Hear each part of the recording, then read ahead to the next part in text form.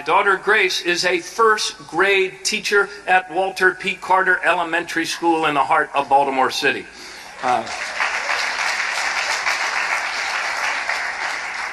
True story, when her dad announced for president about 100 days ago, a lot of her colleagues were there, and she returned to her class 100% eager to learn. Adorable African-American kids in Baltimore, and a little girl named Sabina tugged her by the sleeve. She said, "Miss O'Malley, I'm not so sure about this idea of your father running for president, because quite frankly, I kind of like Barack Obama." Well, a lot of us like Barack Obama, right?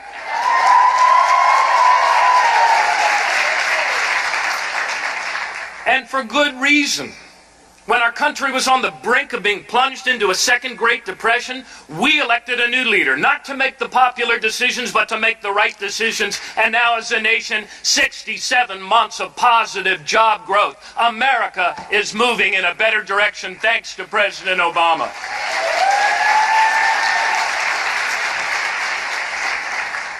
But the hard truth of our times is this: we elected a president, not a magician. And 30 years of bad economic choices have left us with this hard truth that we must address. And it is that 70% of us today are earning the same or less than we did 12 years ago. Which means we still have work to do.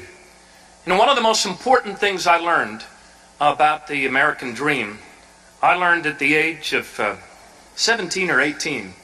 I spent a lot of time, hold prompter, working in restaurants. Many of them were Irish bars, quite honestly. I should put working in quotes because I was the guy in the band. But I remember watching from stage all evening this gentleman, new American immigrant. His name was Miguel.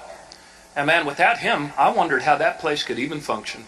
He was the first one there, opening the door. He was humping up kegs from downstairs, pushing through crowds of people, bussing tables when he needed to bus tables. And at the end of the night, in a quiet moment, and one of the most important lessons I've ever learned about the truth of the American dream we share, I asked him this question.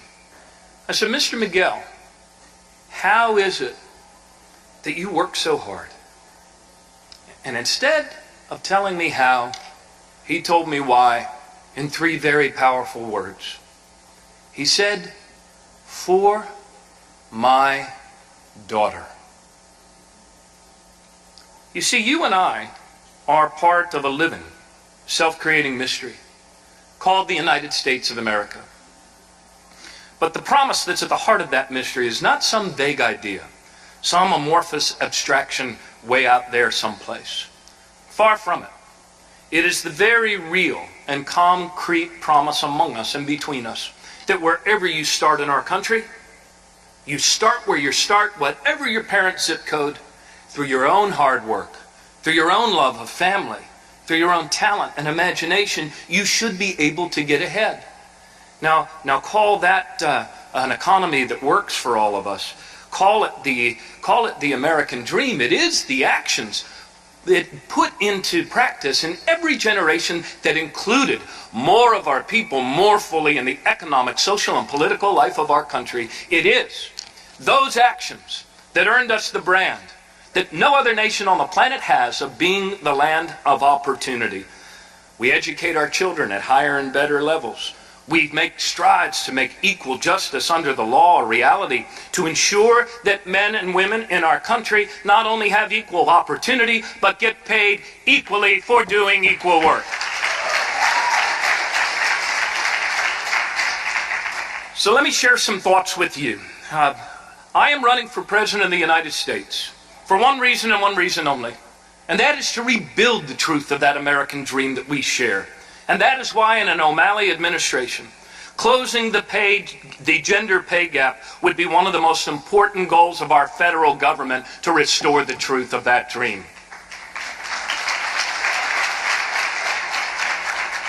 A few weeks ago in Iowa, I laid out 15 strategic goals for rebuilding that dream. Many of them have to do with getting wages to go up again rather than down. In order to achieve, what's the difference between a dream and a goal? It's a deadline. So all of these are tied by deadlines. To get there, we need clear, measurable roadmaps of action.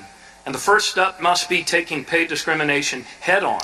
Because today in America, women can be paid less than men with absolutely no real penalty that any employer might face. So we must hold employers who discriminate accountable, prevent retaliation against women who speak up, and empower women to find out whether or not they are in fact being paid just as much as a man doing the same job next to them at work.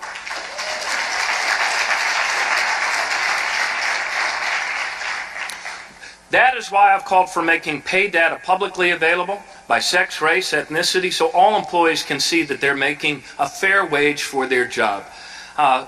Another issue. Curbing pay discrimination alone is not enough. Part of the reason why women are paid less than men for doing the same work is that many are forced to leave the workforce in order to raise families, and they're penalized for doing so. Get this.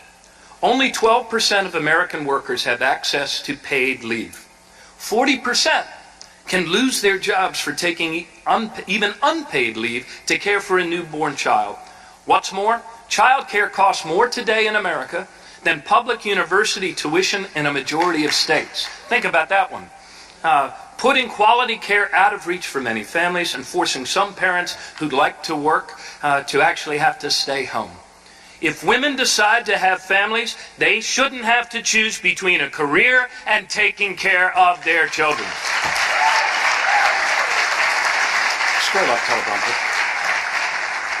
All parents, both men and women, gay or straight, married or single, should be able to take at least 12 weeks of leave with pay in order to care for newborn children or loved ones.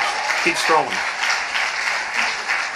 And no family, especially low or middle income parents, should have to pay more than 10% of their income on safe, affordable child care in any given year. These are the choices that actually include more people in our economy.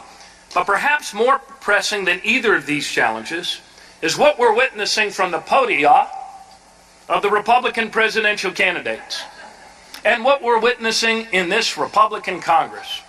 What am I talking about? I'm talking about the way that they are kicking around women's health care and Planned Parenthood like it's some political football. And it has to stop. It is the all-out, ideological, fundamentalist, right-wing assault on women's health.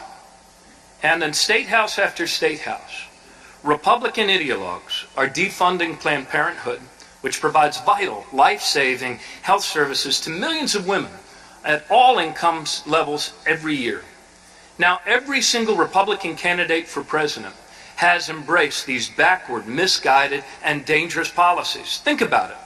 If they had their way, millions of women every year who rely on Planned Parenthood for cancer screenings, prenatal care, and contraception would be in the dark.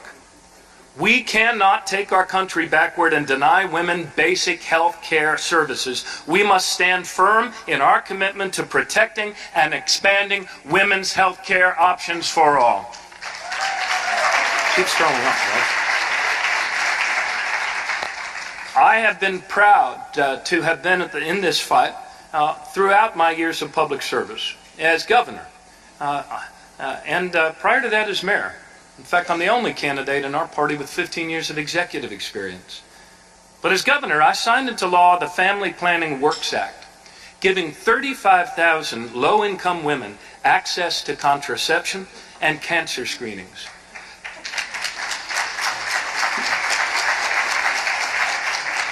I expanded family planning clinics into more comprehensive health centers, and I expedited Medicaid eligibility for prenatal services. And because of these efforts, because of these actions, we cut Maryland's infant mortality rate by 18% and drove it down to one of the lowest levels. As president, I would stand up to the Republicans who are restricting women's health services, holding states accountable, and providing funding so all women have access to essential reproductive health care, including contraception.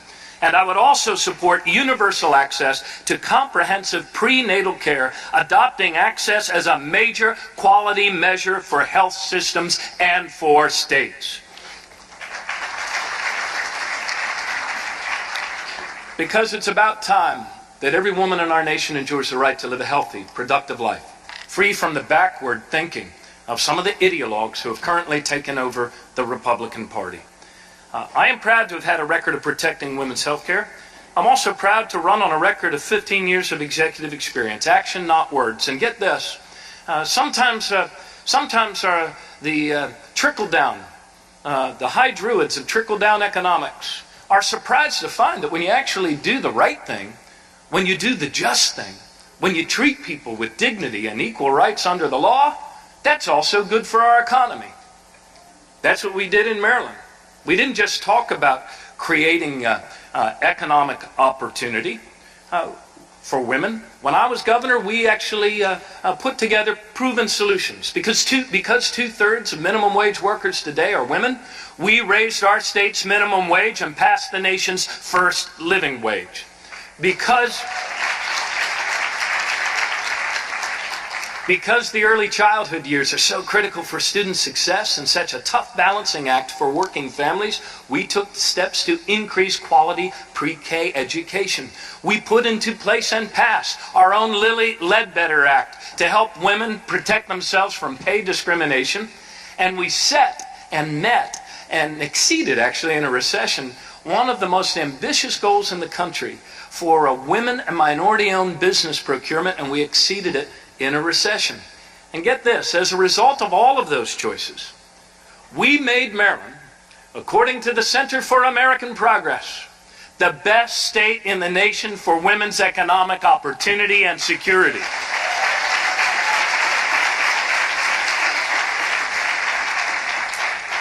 And today, our state also has not only the highest concentration of women-owned businesses of any state in the nation, but we also have the lowest gender pay gap in the country. These things actually work. The good news about the future we face as a people is this. Look, we don't have to put on our false selves. We don't have to turn around and invent some new formula. As Americans, we must simply return to our true selves. We must acknowledge that powerful American truth that our economy is not money. It is people. It is all of our people. And therefore, just as our parents and grandparents did, we must always raise the minimum wage to keep it above the poverty line and raise it to $15 an hour, however we can, wherever we can. And we should make it easier and not harder for men and women to join labor unions and bargain for collective and better pay. And unlike those in the other party who want to privatize or cut Social Security, I say that we should expand Social Security and pay for it by scrapping the cap above $265,000. We also need to change some of the formulas in Social Security so that we do not penalize women who come out of the workforce in order to take care of parents or kids. And the other things we have to do as a nation is this. Look, in every generation, we found a way to face the great challenges and make them our opportunities. What am I talking about? I'm talking about climate change. The greatest business opportunity to come to the United States of America in 100 years.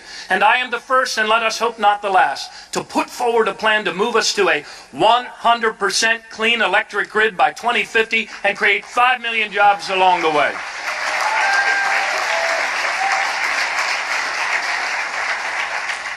And if we want to get wages going up in the right direction, yes, we must restore wage and labor policies back to the center of our economic equation. And one of those important policies is this. You want to get wages to go up rather than down or flatlining? Then let's get 11 million of our neighbors out of the off-the-book shadow economy and into the full light of an American open economy by passing comprehensive immigration reform.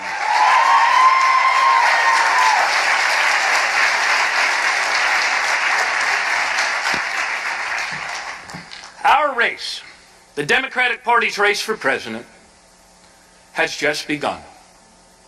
There are about 100 days to go until the voters first have an opportunity to have their opinions made in the Iowa caucuses. And I am excited about this contest. I'm excited about the future. I am in this to win this. And I could not be more honored than to be having this sort of conversation on our stage, because you saw the debate the other night. And you heard a very different debate than what the other people had, didn't you? There was no bashing of immigrants. There was no bashing of immigrants. You didn't hear us say denigrating things about women. No, far from it. Look, I know sometimes it's easy to become discouraged about our national politics, but I ask you to do as I do. Speak to young Americans under 30, because you will rarely find among them young people that deny that climate change is real, or who want to deny rights to gay couples or their children, or bash immigrants.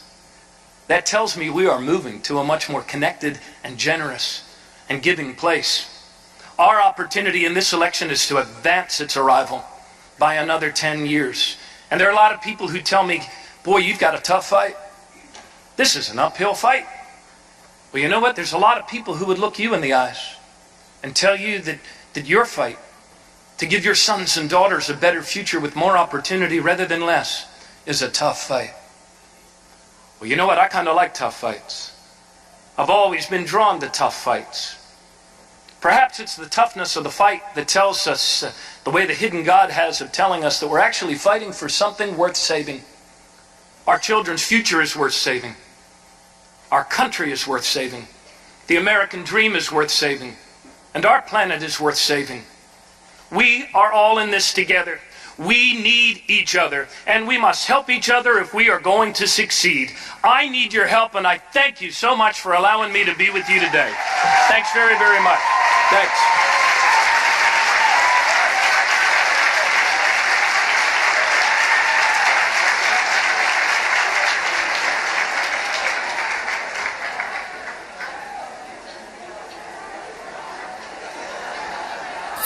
Ladies and gentlemen, please welcome CEO of the Democratic National Convention Committee, Reverend Leah Daughtry.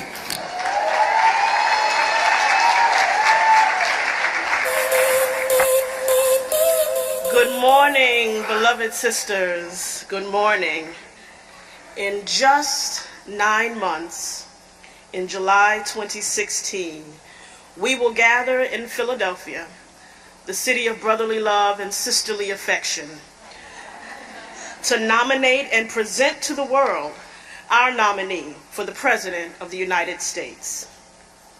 I have the great privilege of serving as your CEO for the 2016 Democratic National Convention.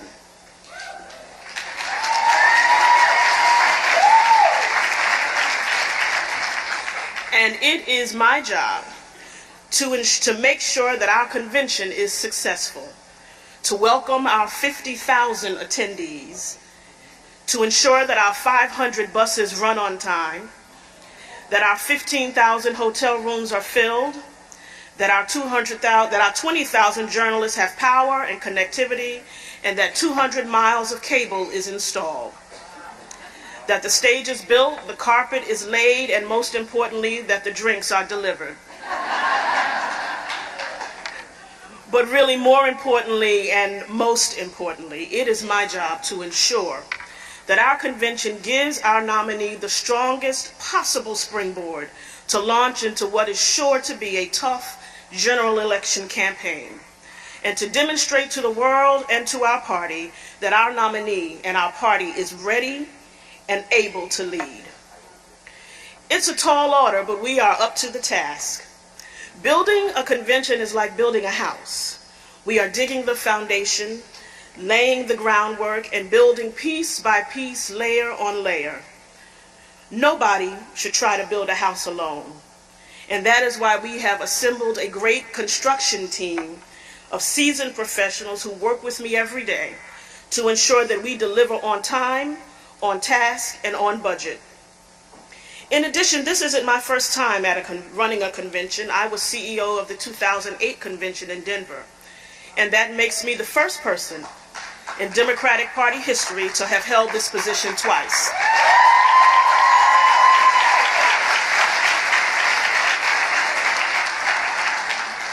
Today, I am here to talk to you about why I am so extraordinarily proud to be a Democratic woman. Politics and civic engagement is in my blood. Some of my fondest memories as a child are on voter registration drives and annual trips to Albany with my church. And one of my earliest memories is of Barbara Jordan during the Watergate hearings.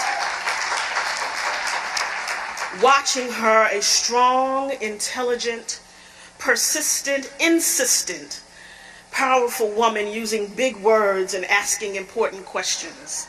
And I asked my father, who is that lady? And my dad explained to my 9-year-old self who she was and what she was doing and why she was doing it. And I knew that I wanted to be smart like her, and strong like her, and persistent like her, and a Democrat like her.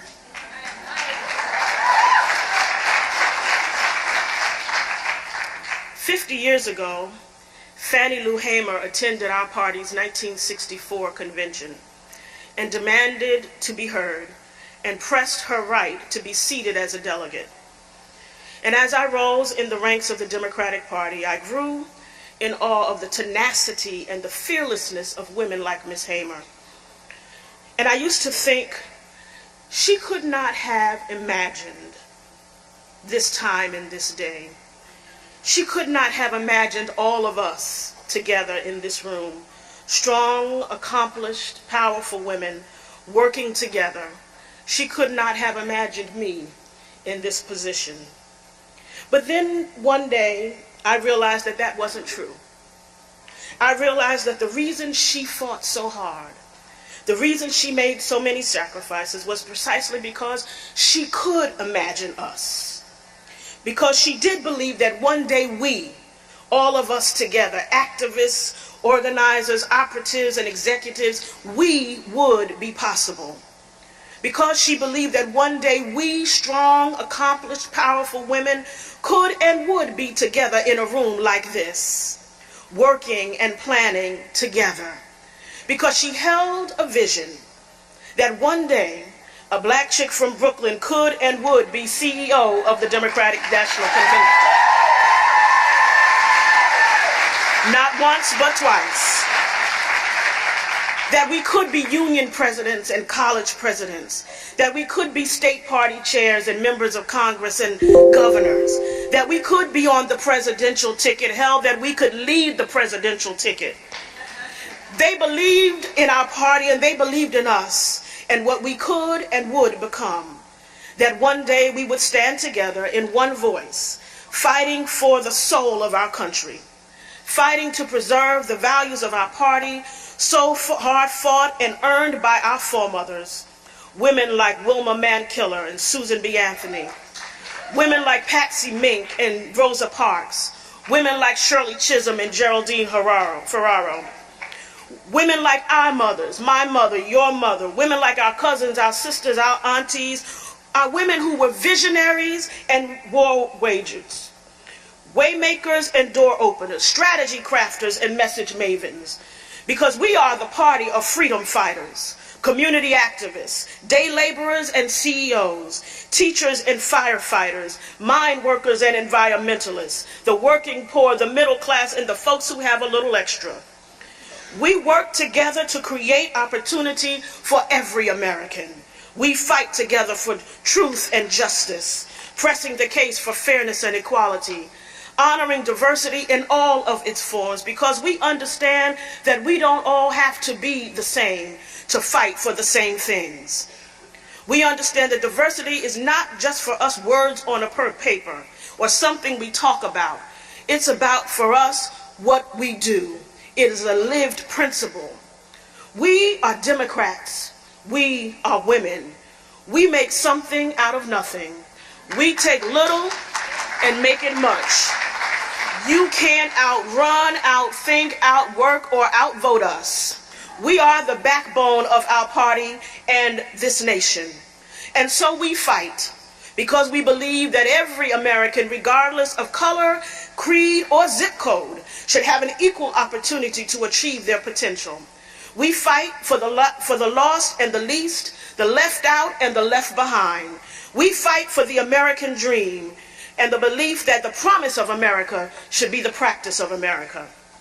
These are the values that we will present to you and to the nation and to the world in July 2016. And there is no better place than Philadelphia, the birthplace of American democracy. There is no better place to showcase our vision and our values, our strength as women, and our priorities as a party. So join me in Philadelphia in July 2016, and let's make history again. God bless you.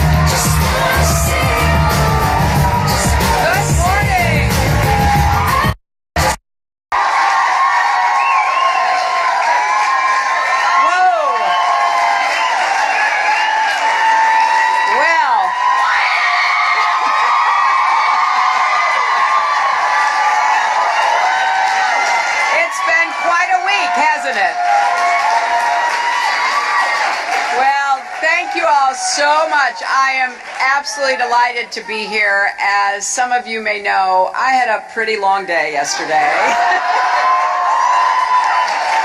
But I finally got to answer questions, something I've been pushing for literally a year.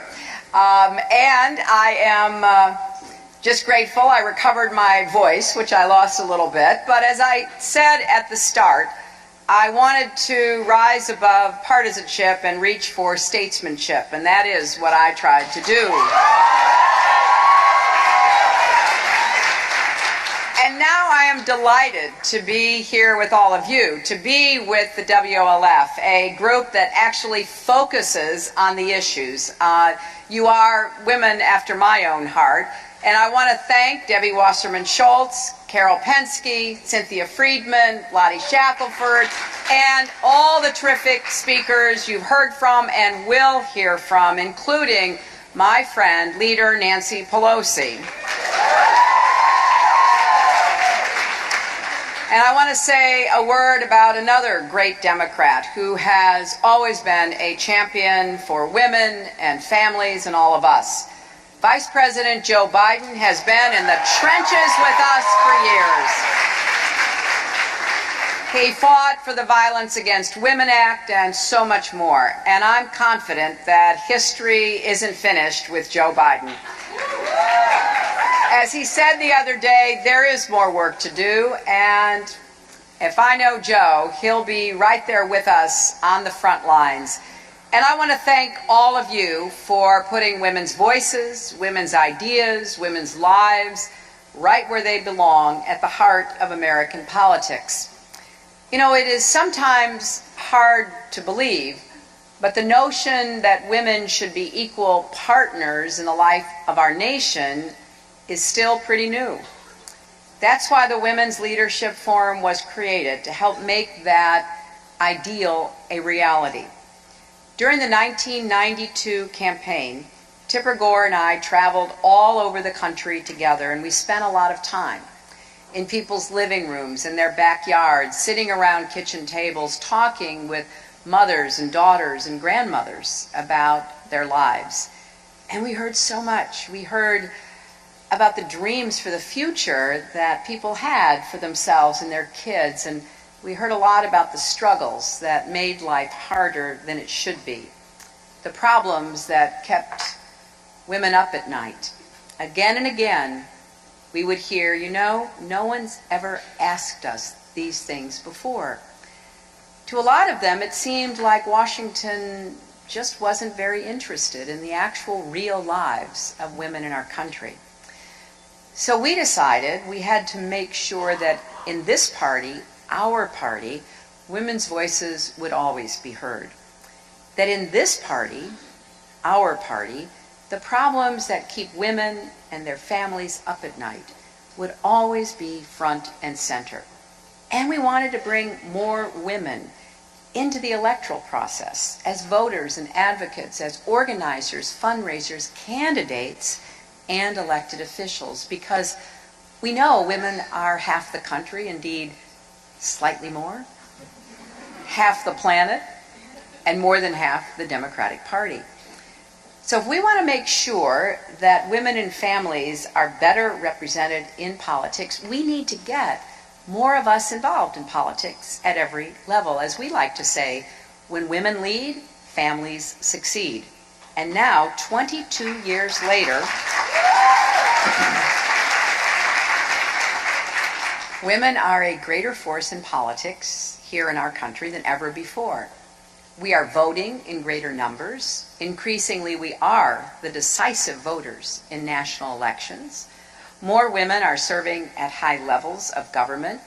There are not one, not two, but 3 women on the Supreme Court. And the number of women who have served in the Senate and the House has grown exponentially. And now, of course, another presidential election season has begun. And I'm doing everything I can to make sure that the issues that matter most to women and families are front and center in this race. I started my campaign last spring doing the same thing that I did all those years ago when I ran for the Senate, traveling across the country, visiting people's homes and schools and businesses, and actually listening as they told me about their lives, the good and the bad, the hard. It was an amazing and humbling experience. If you find the time and space to give people a chance to talk to you instead of you talking at them, they'll share what's in their hearts and in their hopes. Now, many families do feel that things are a lot better for them, and they give credit, as they should, to President Obama and his administration. And I believe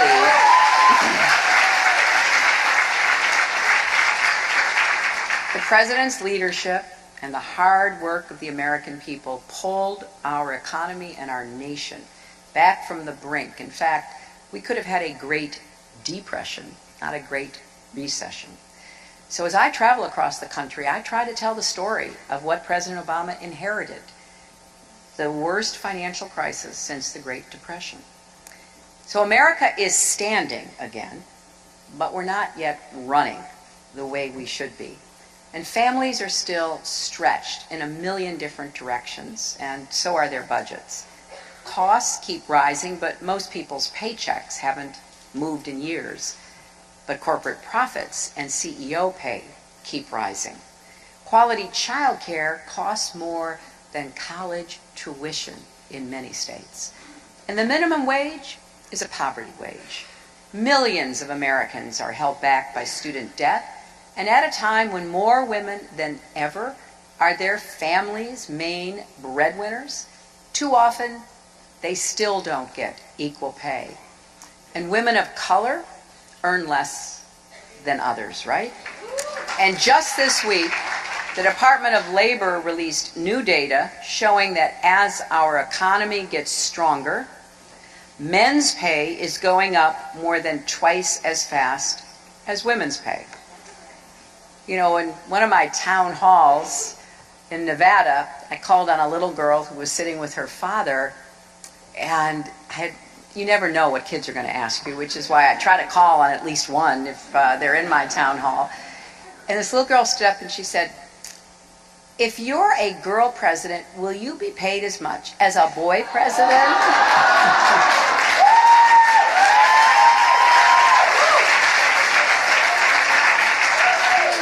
I said, "Well, I think so.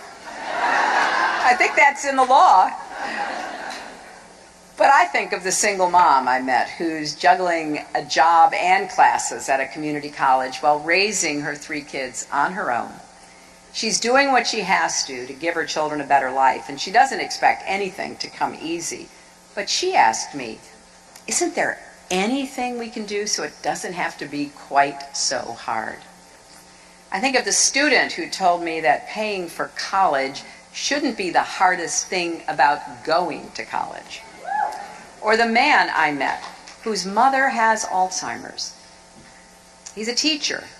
He can't afford a full-time caretaker for her. He can't quit his job or he wouldn't be able to support her. So you know what he does? He brings her to work with him. There's nothing else he can think of to do, and he told me this with so much sadness because this is not what he pictured for his mother's golden years.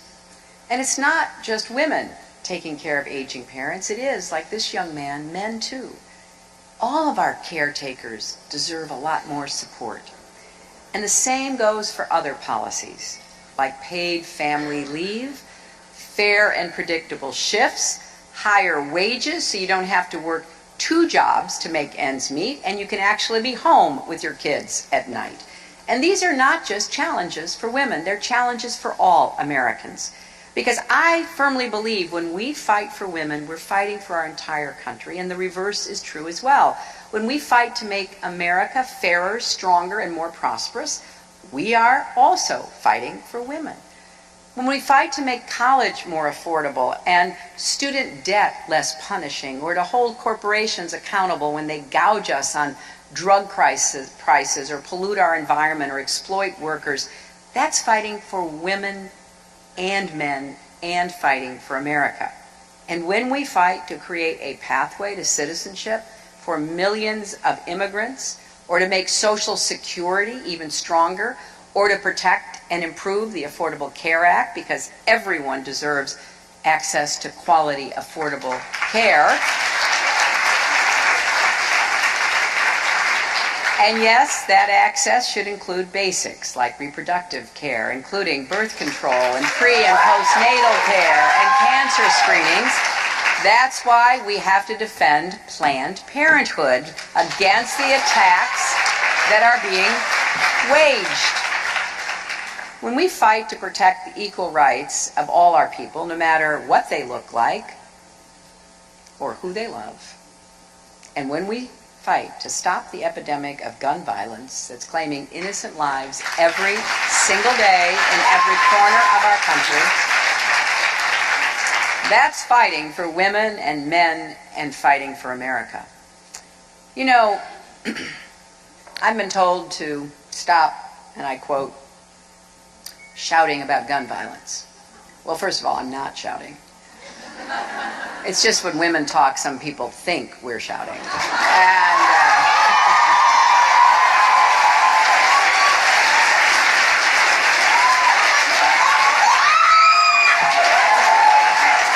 And second, I will not be silenced because we will not be silenced. Not by the gun lobby, not by the size of this challenge, not by any of it. Stopping gun violence is worth fighting for. And I'm ready to go, and I hope you will join with me.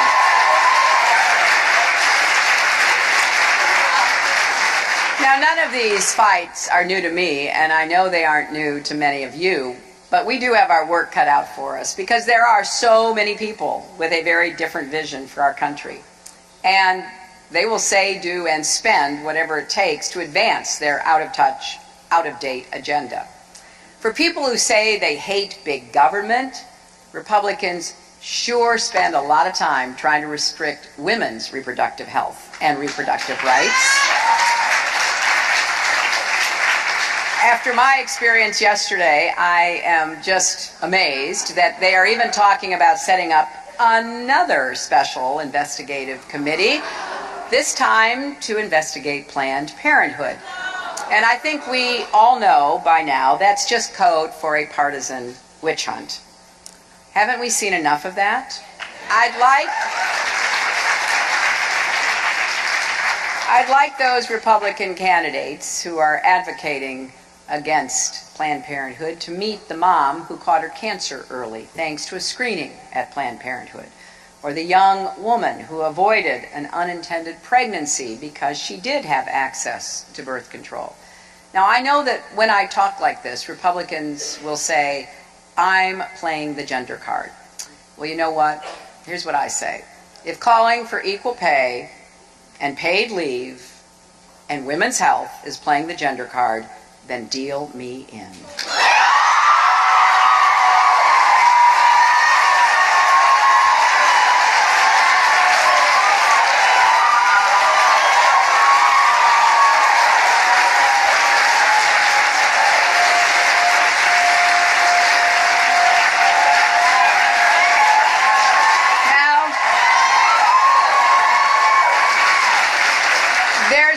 There's a long campaign still ahead of us, and other candidates from the other party may be out there hurling insults at everyone and talking about what's wrong with America and pointing fingers to try to blame people for it. Well, that's not me. I'm going to keep doing what I have always done, and that's fight for you and fight for your families. And I am so grateful for the hundreds of thousands of grassroots activists who are joining me in this campaign.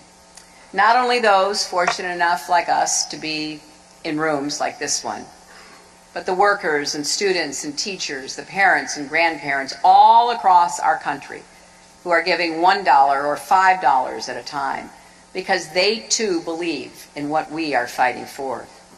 So we've come a long way in the past 22 years. I'm really proud of this organization and all that it has achieved. The Women's Leadership Forum has changed the Democratic Party.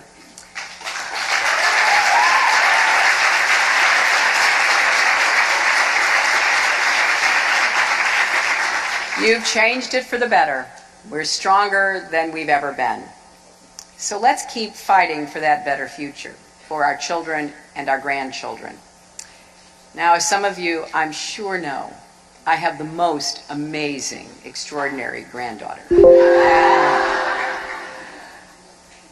She really does keep me going, and thankfully, my daughter and wonderful son-in-law send me little videos and little pictures, which have been a great boost along the campaign trail. And I think a lot about her future. I think about what kind of opportunities she'll have. But I also think about what kind of opportunities all the children of America will have. What kind of country will she become an adult in? What kind of world will be waiting for her? Because I don't think it's not enough for anybody that my granddaughter, your children and grandchildren, certainly the granddaughter of a former president, should be able to pursue her dreams when so many of our other children in this country are feeling left behind and left out. For the first time in American history, so far as I know, more than half of the kids in our public schools are eligible for free or reduced price lunches. Poverty has returned with a vengeance. We made a lot of progress against poverty, lifting families out of poverty back in the 90s. I think it's a verifiable fact that our economy does better when we have a Democrat in the White House. And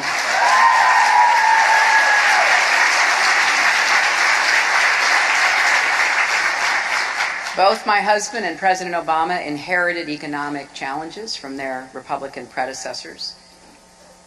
Both worked hard. With my husband, it was dealing with an economy that wasn't growing fast enough, but then took off, 23 million new jobs, and incomes rising at every part of our economy, top, middle, working, low income people, all were doing better. We handed over a balanced budget and a surplus to the incoming Republican administration, and they squandered it all.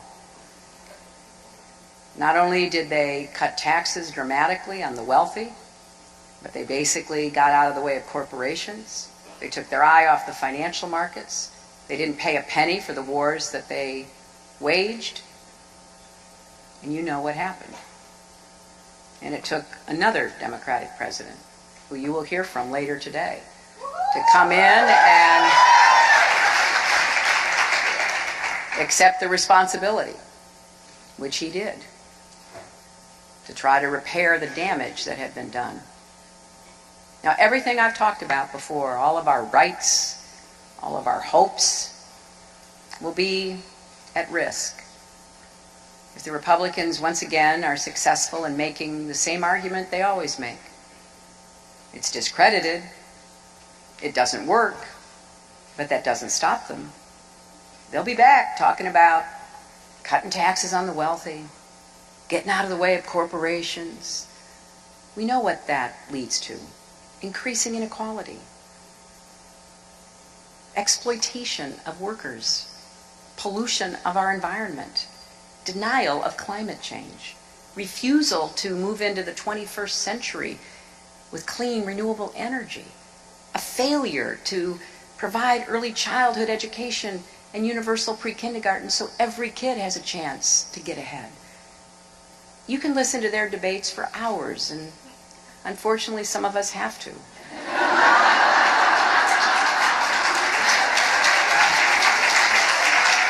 And you won't hear a single solution to any of the problems we're facing here at home or around the world. So my campaign is really an effort to try to build an America where everyone, women and men, can rise as far as their talents and hard work take them.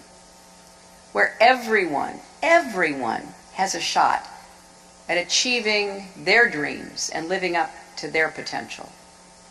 And yes, where a father can say to his daughter, "You can be anything you want to be, even President of the United States." Thank you all very much. Thank you.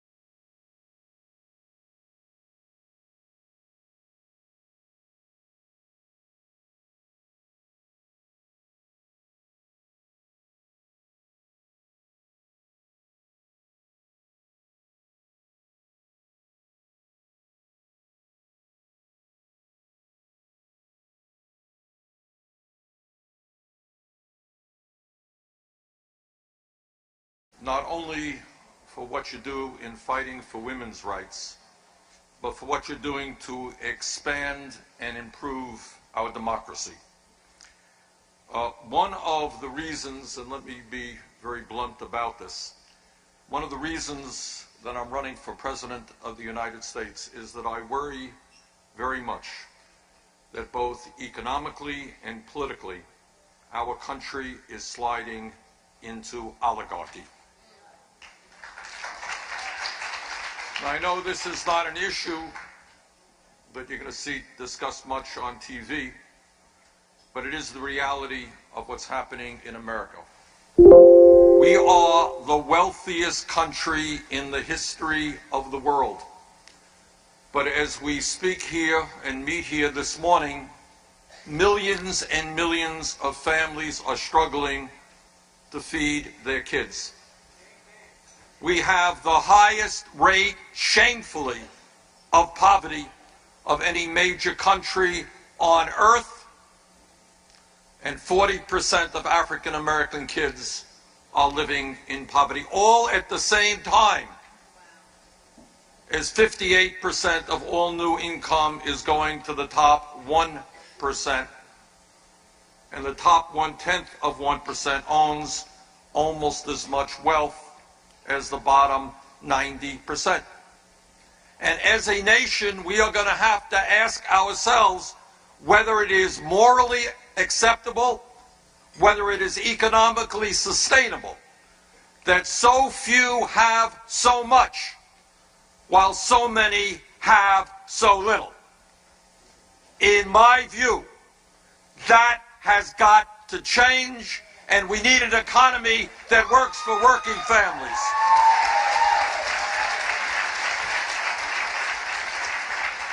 But it is not just economics, it is politics. As a result of the disastrous Citizens United Supreme Court decision, millionaires and billionaires are pouring unlimited sums of money into the political process through super PACs and independent expenditures. In the last election, last November, 63% of the American people didn't vote. 80% of young people didn't vote. And in today, millionaires and billionaires are buying the election. Is that what democracy in this country is supposed to be about? I think not.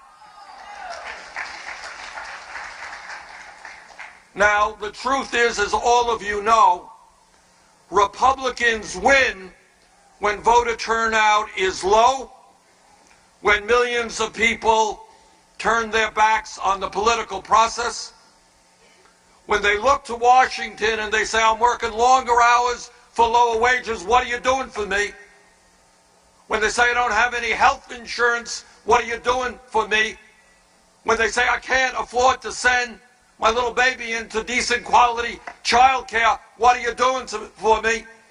Can't afford to send my older kids to college, what are you doing for me? And when people give up on the political process and don't vote in large numbers, when Republican governors suppress the vote, when the Koch brothers and other billionaires try to buy elections, Republicans win and we lose. So what do?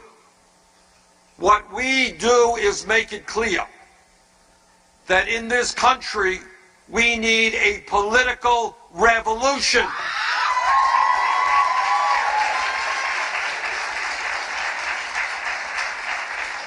That establishment politics, the same old ain't going to do it. That establishment economics is not going to do it. You want to win an election? I'll tell you how you win an election from the White House on down. You rally millions of working class people who have given up on the political process.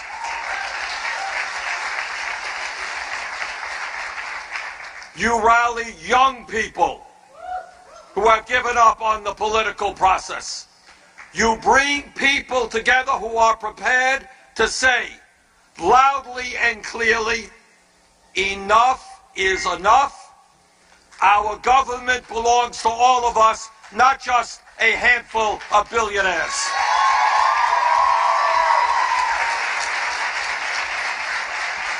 And if we do not do that, and if this is a same old type of election, and if millions of working people and young people do not participate, Republicans will win and we will lose. So let me tell you, I am extremely gratified in my campaign so far that we have rallied hundreds of thousands of people to come out to our meetings and our events, that we have 750,000 individuals who have made campaign contributions, not million-dollar contributions to super PACs, but $30 apiece.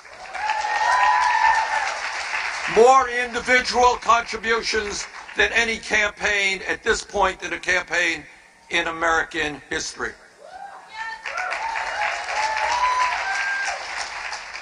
We win when people come together, when we reject the division of men versus women, of straight versus gay, of black versus white, of people born in this country as opposed to people born in another country. That is what they want to do. And we win elections when we stand together and we say, you know what? In the wealthiest country in the history of the world, the wealthiest people and the largest corporations are going to start paying their fair share of taxes. We win elections when we say to the working people in this country, we know you can't make it on $8 or $9 an hour, and that is why we're going to raise the minimum wage to $15 an hour. And that is why we're going to win the election when we say to women, there is no rational economic reason that women make 79 cents on the dollar compared to men. We're going to have pay equity. We win an election in which we say to working families, yes, when you go to work, you are going to have quality child care and pre-K for your little ones. We win this election when we say to the unemployed, we're going to rebuild our crumbling infrastructure and create millions of decent paying jobs. We're going to win this election when we say to young people and all people that we wonder what world the Republicans are living in when they deny science and refuse to go forward in helping us combat climate change.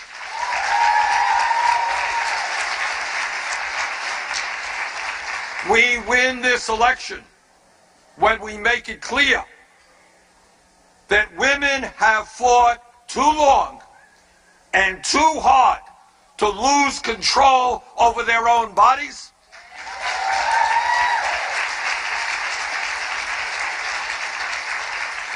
We win this election when we stand up boldly and say, no, you're not going to cut or defund Planned Parenthood. You're going to put more money into Planned Parenthood.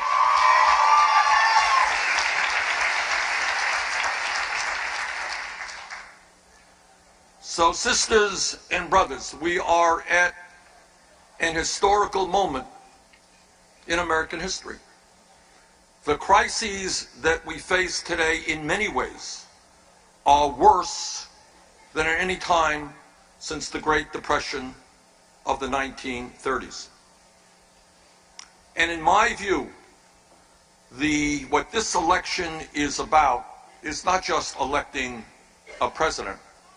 Far, far more significantly, it is about transforming the United States of America.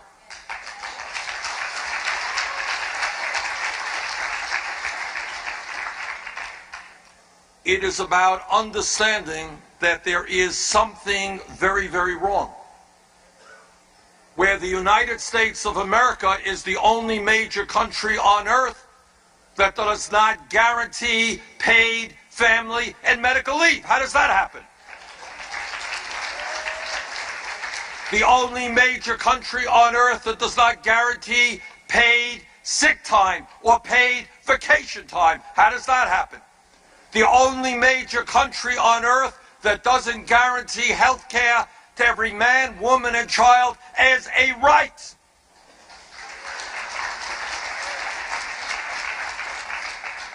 So what this campaign is truly about is to bringing people together by the tens of millions. And that's tough. That is tough stuff to do. But if we do that, we're not just going to win this election, we are going to win it by a landslide. Because what happens is, how many people in your communities believe, as the Republicans do, that we should cut Social Security, cut Medicare, cut Medicaid, cut federal aid to education, and then give hundreds of billions of dollars in tax breaks to the top 0.2%? Nobody believes that. But Republicans can win elections because so many people have given up on the political process. And what this campaign is about is revitalizing American democracy by bringing people together to stand up and fight for the promise of what this great country can be.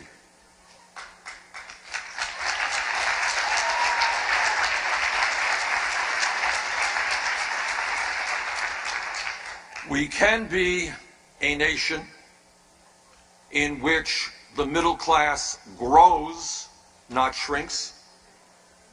We can be a nation in which we do not have the highest rate of childhood poverty of any major country and more economic and wealth disparity. We can do that. But in order to do that, we're going to have to do something that is pretty hard. Pretty hard, to quote Larry David.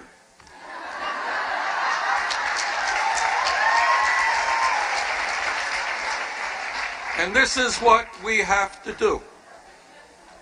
In the last many decades, as everybody in this room knows, because you have been part of the process, we have made significant progress in becoming a less discriminatory society, and we should be proud of that. We should be proud that in 2008, the American people decided to vote for a candidate based on his program and his ideas and his character, not the color of his skin.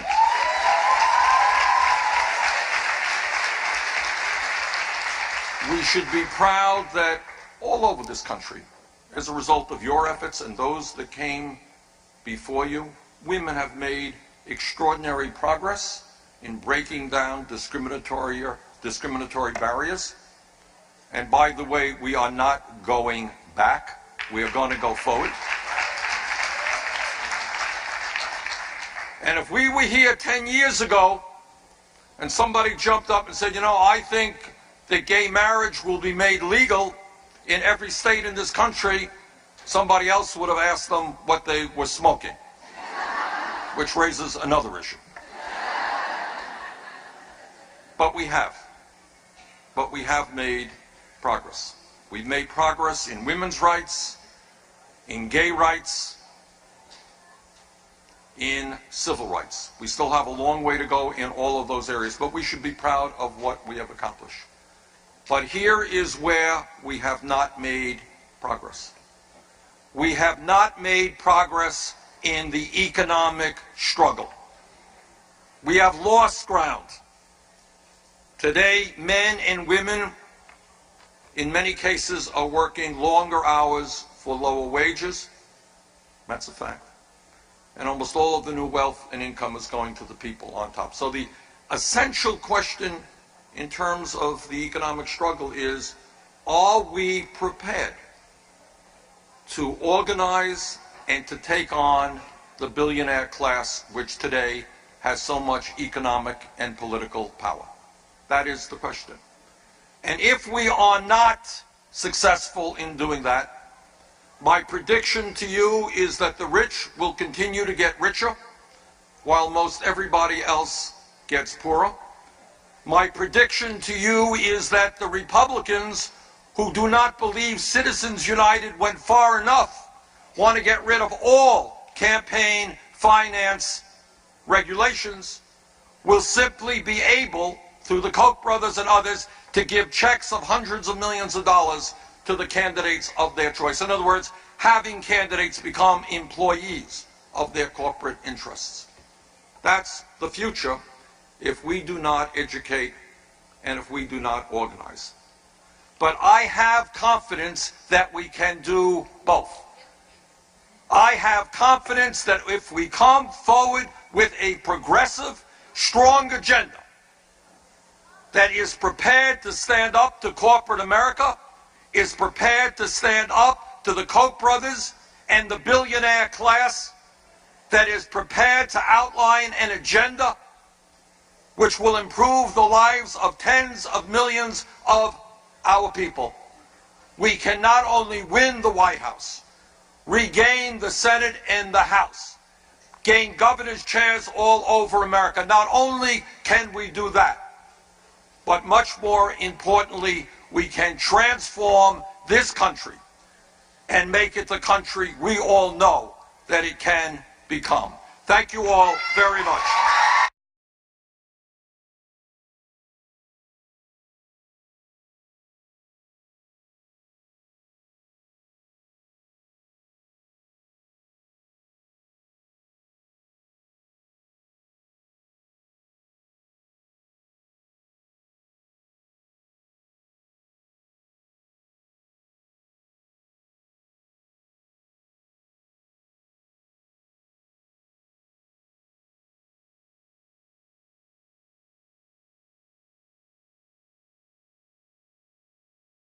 Good morning, Democrats. Good morning. What a pleasure to join so many of my fellow Democrats and candidates who come here later. And we're all dedicated, everyone in this room, obviously, to keeping the presidency and winning back the House and Senate.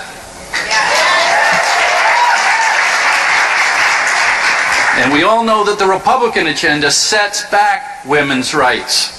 And I pledge all my energy towards a big 2016 victory for Democrats across the country.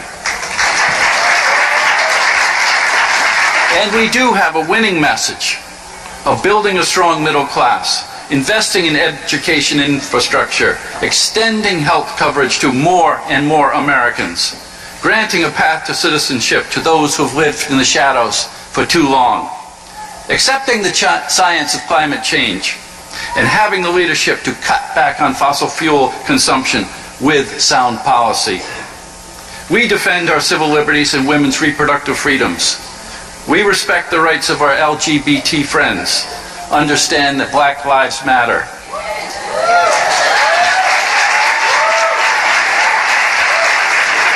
And that we do need to do more for Native Americans. And most of all, you can be sure that Democrats will make good appointments to the Supreme Court. Something this country needs and deserves. Now, as you may know, I've been campaigning on a platform of prosperity through peace. But after much thought, I've decided to end my campaign for the president today. Thank you. But I would like to take this opportunity one last time to advocate for a chance be given to peace. Since today is all about women's leadership, it reminds me of one of my favorite Greek plays, Lysistrata,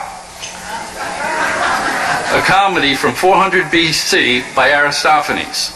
Now in that play, a group of women, fed up with the warmongering of their husbands, agree to, and how do I say this appropriately, withhold their favors until peace returns. And it worked. They ended the Peloponnesian Wars. Well, anyway, let's talk about the present. Studies show that women tend to lead differently than men, and that women are more likely to be collaborative and team-oriented. It is undeniable the benefits women provide to the pursuit of peace. Now, when I was a senator, a general from the Pentagon testified before the Foreign Relations Committee on global military powers. And I asked him, who was second to the United States in military might? And he thought for a bit, and then he said, probably the UK. Now, yes, that was a few years ago, but the point remains true. No real rival to the United States exists when it comes to total weaponry. Now, we make Virginia-class submarines in Rhode Island, and I've been on an overnight patrol. What a phenomenal piece of technology and craftsmanship. A machine bristling with the most advanced power imaginable. And submarines are just one instrument in our staggeringly efficient arsenal of war. And yet, we are sinking ever deeper and deeper into an endless morass in the Middle East and North Africa. People keep dying and peace seems further and further away. It's evident that all this military power isn't working for us right now.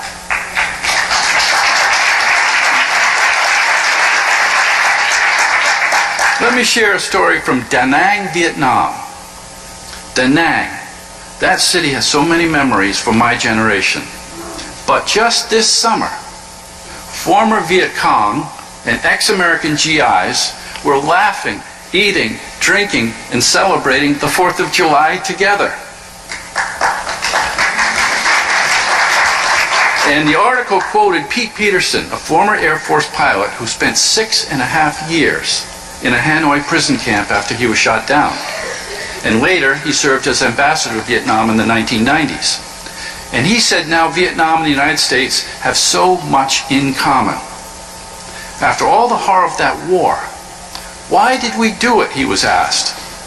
And he said, I have thought about this for a long time. I'm convinced that the war could have been averted had we made the effort to understand the politics of the place. Had we made the effort to understand the politics of the place. Ladies and gentlemen, from what I've heard, none of the Republicans running for president want to understand anything about the Middle East and North Africa. Instead, they prefer more bellicosity, more saber-rattling, and more blind macho posturing.